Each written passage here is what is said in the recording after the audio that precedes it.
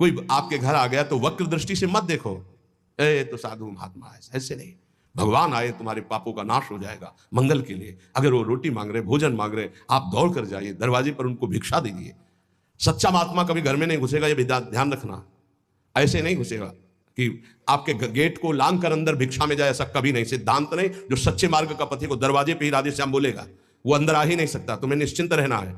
और जो अंदर आने की बात चेष्टा करे तो आपकी श्रद्धा, आपका परिचय है तो ठीक है, नहीं तो अनुमति नहीं है, पक्का। इसमें कभी धोखा नहीं खाओगे।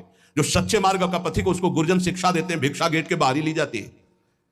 भिक्षा कभी ऐसा नहीं कि आंगन में जाके मांगी जाती हो, कभी नहीं। जो आंगन में जाने की चेष्टा करे वो आपका परिचय हो तो ठीक है, आपका विश्वास तो ठीक है, अन्यथा हमारे शास्त्र आज्ञा ऐसा नहीं है। कभी कोई भिक्षा के लिए आ जाए तो अपना भोजन दे दे, लेकिन उसका तिरस्कार ना करे। अगर आप में इतनी भी श्रद्धा नहीं तो दो बातें तो कर ही सकते हैं। राधे श्याम, वो कह रहा है हमें अमुक चीज चाहिए, असमर्थ हूं, आप जल पी लीजिए, मृदु वचन बुला दीजिए।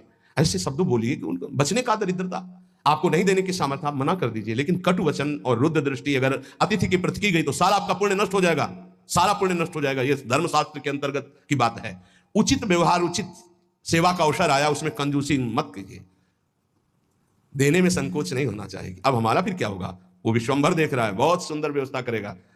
आज तक जिसने साधु सेवा की, भगवान की प्राप्ति हुई, भगवान की कृपा प्राप्ति हुई, कभी ऐसा नहीं हो सकता कि संत सेवा वाला कभी नहीं हो सकता। श्री जी उसके वैभव, उसके सेवा में उपस्थित, भगवान उपस्थित है। त्रिलोचन जी के यहाँ संत सेवा में स्वयं भगवान श्री हरि अंतर्यामी बन नौकर बन करके चले गए।